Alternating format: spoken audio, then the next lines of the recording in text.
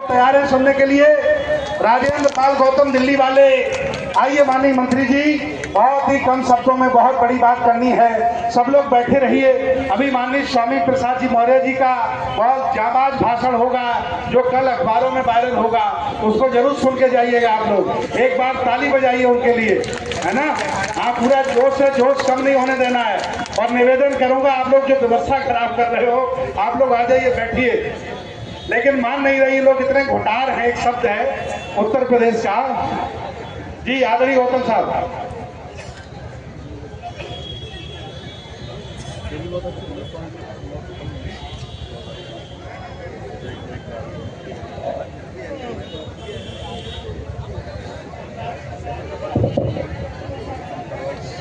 दुनिया को शांति और मानवता का संदेश देने वाले तथागत भगवान बुद्ध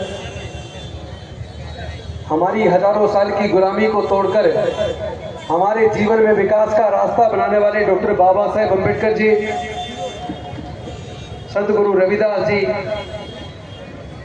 संत गाडगे जी, ज्योतिबा फूले जी, सावित्रीबाई फूले जी, फातिमा शेख जी, नारायण गुरु जी, डॉक्टर बाबा साहेब अम्बेडकर जी, माता रमाबाई जी, जगदेव बाबू कुशवाहा जी, रामस्वरूप वर्मा जी, ललित सिंह यादव जी, मान्यवर कांसीराम साहब, बुद्धप्रिय मौर्य जी और तमाम समाज के महापुरुषों के चरणों में नमन करते हुए आदरणीय भिक्षु संघ, मंच पे बैठे सभी अतिथिगण, नेतागण और सारे मेरे साथियों, उपासक उपासिकाओं, सभी को क्रांतिकारी जय भीम, विनम्र नमो बुधाय।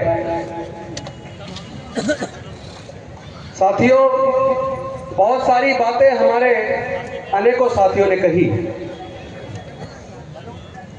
लेकिन मैं एक बात आपसे पूछना चाहता हूं। ये 9वां राष्ट्रीय बौद्ध सम्मेलन है और इससे पहले मैं समझता हूं हजारों प्रोग्राम पूरे भारतवर्ष में बहुजन समाज के लोगों ने, अंबेडकरवादियों ने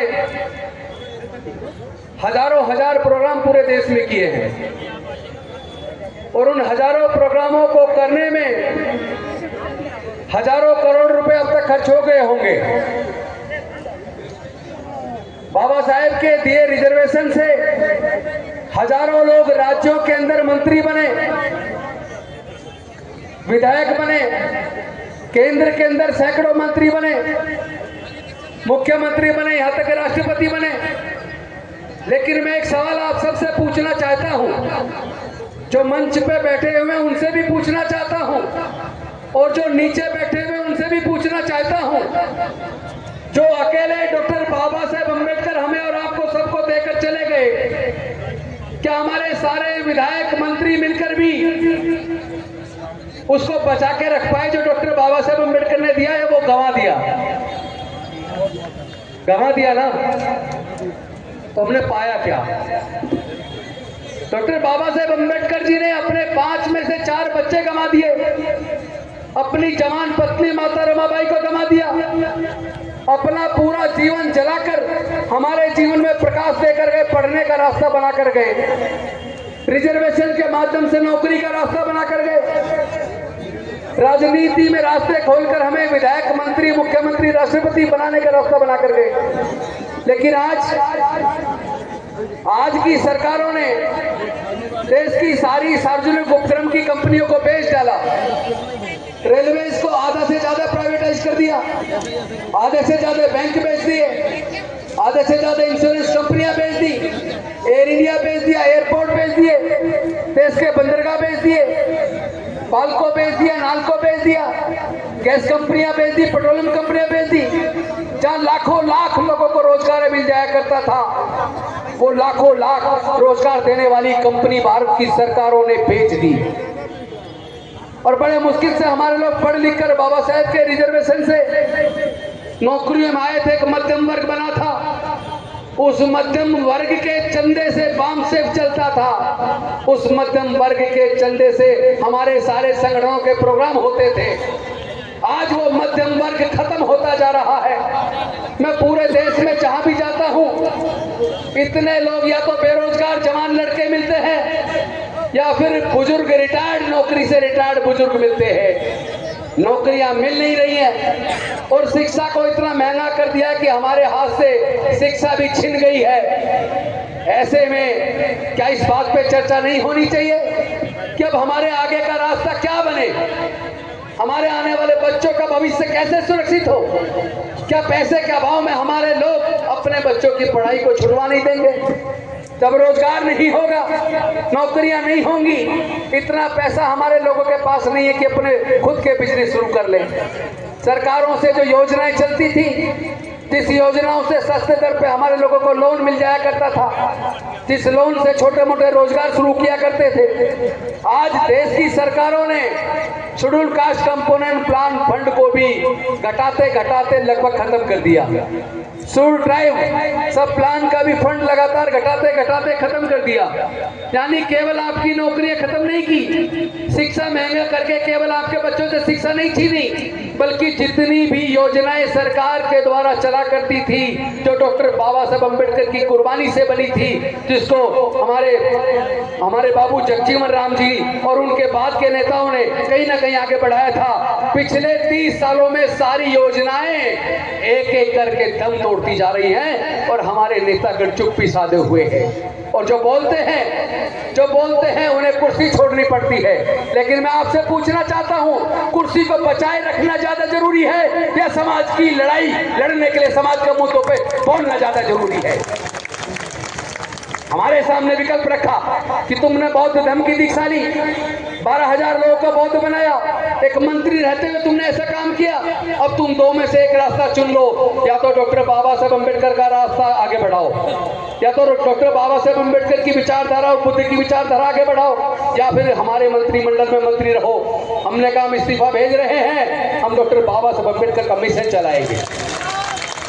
हमने कहा था तुम तमाम तरह की योजनाओं की बात करते हो, लेकिन मैं पूछना चाहता हूं, जितना 12वीं के बाद की एजुकेशन है, higher education, engineering college, medical college, law college, management college, architect college और तमाम वो प्रोफेशनल कोर्सेज जहां से लोगों के रोजगार के साधन बनते हैं, वहां तो एक एक डिग्री करने के लिए 10 लाख से 40 लाख तक रुपया चाहिए। हमारे लोगों के पास तो 99% के पास, SC ST OBC माइनॉरिटी के पास 99% लोगों के पास 10 लाख से 40 लाख रुपया खर्च करके एक डिग्री कराने का पैसा नहीं है।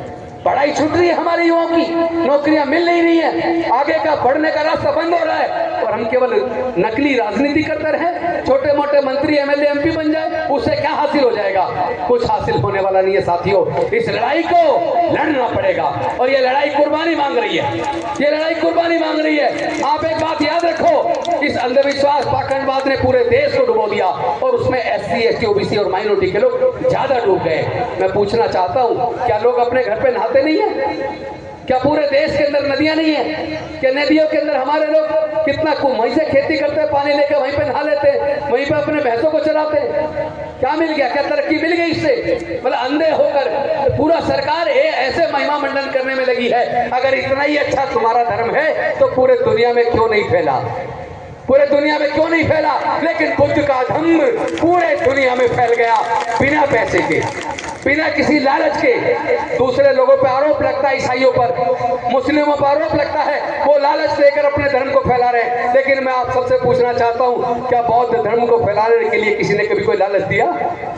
अरे जिसमें अच्छाई होगी, जिसमें मानव कल्याण की भावना होगी, जिसने पूरे दुनिया को मानवता और शांति का संदेश दिया, जिसमें समता, स्वतंत्रता, बंधुता, न्याय, प्रज्ञा, शील, करुणा और मैत्री का भाव है, जिसमें लोगों के आगे बढ़ने का रास्ता है, जिसमें पाखंडवाद, अंधविश्वास के लिए कोई जगह नहीं है, जो वैज्ञानिक दृष्टिकोण से चलता है, वो बुद्ध का धम्म मानव मात्र के लिए कल्याणकारी है, अपनी अच्छाई के वजह से बढ़ रहा है। मैं कहना चाहता हूँ बनते सुमित रतन जी, इस बौद्ध धम्म के कारवां को तेजी से आगे बढ़ाने की जरूरत है। आज आपको शायद पता ना हो, पटना के बोध गया के अंदर जो महाबोधि टेम्पल है, जहाँ पे तथागत बुद्ध को ज्ञान की प्राप्ति हुई थी, उसको चलाने के लिए जो मैनेजमेंट कमेटी है, उसके लिए एक BP एक्ट है, BP एक्ट। उस एक्ट के तहत मैनेजमेंट कमेटी में आधे सदस्य बौद्ध होते हैं, लेकिन आधे सदस्य पंडे होते हैं, ब्राह्मण होते हैं।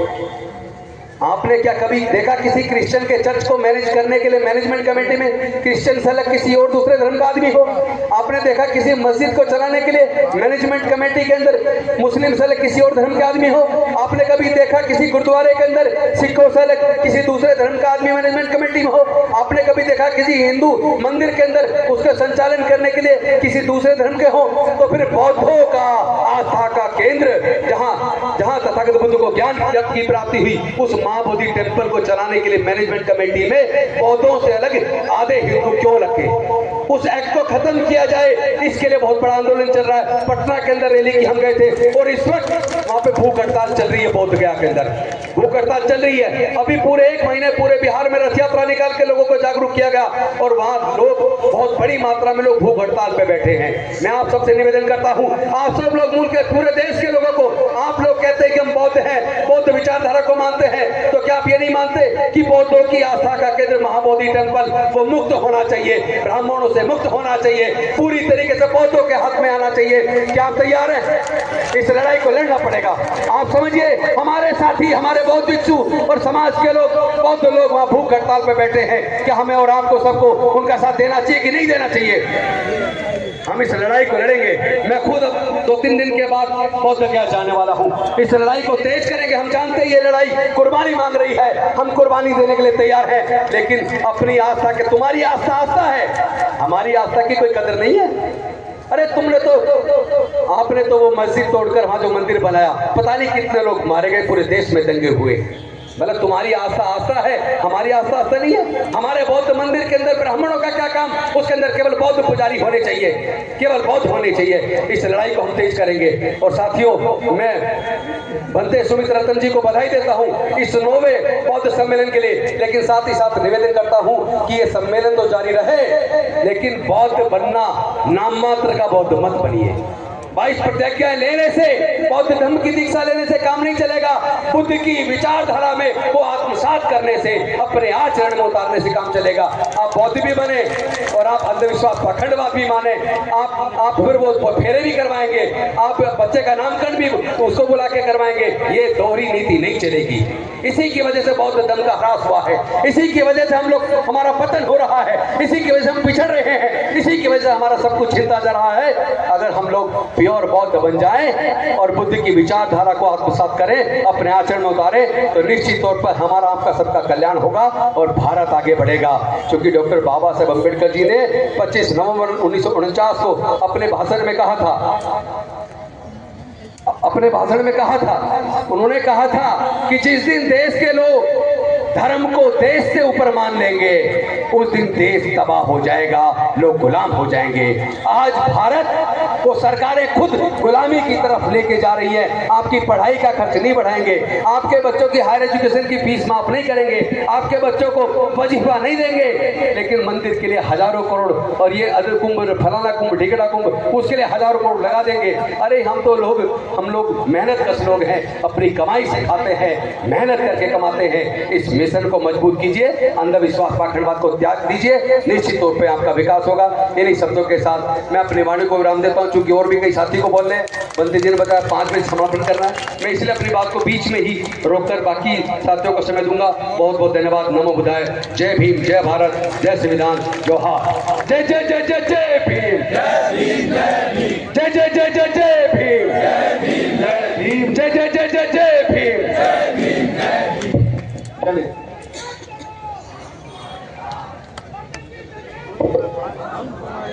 चलिए, बहुत बहुत धन्यवाद। अभी आपने गौतम जी को सुना और हम लोग सभी बौद्ध भिक्षु 2-3 दिन के बाद बोध गया पहुंच रहे हैं। आप चिंता न करें, क्योंकि इस कार्यक्रम में मैं फंसा था, लेकिन भारत में कोई आंदोलन हम छोड़ते हैं क्या? बताइए आप लोग। ये तो कार्यक्रम था, इसलिए मैं यहाँ हूँ ना, बोध गया में ही होता मैं, और भूख हड़ताल पर बैठा होता मैं। अब मैं चाहता हूँ, क्योंकि बहुत ज़्यादा समय हमारे पास नहीं रहा, मैं सभी सिंगरों से आज क्षमा याचना चाहता हूँ। अपना बंद कर लीजिए अभी, और अब बोलने का समय नहीं रहा है। खाना बांटते रहिए। और दीक्षा प्रमाण पत्र किस किस को चाहिए, हाथ उठा के बताइए। प्रमाण पत्र भी मैं लेके आया हूँ 10,000। अरे आपने दीक्षा ली ना, बंटे जी से भी पंसील लिया। प्रमाण पत्र चाहिए कि नहीं चाहिए? फ्री में चाहिए, फ्री में, पैसा नहीं ले रहा हूँ, फ्री में। कितने लोग चाहिए, हाथ उठाइए।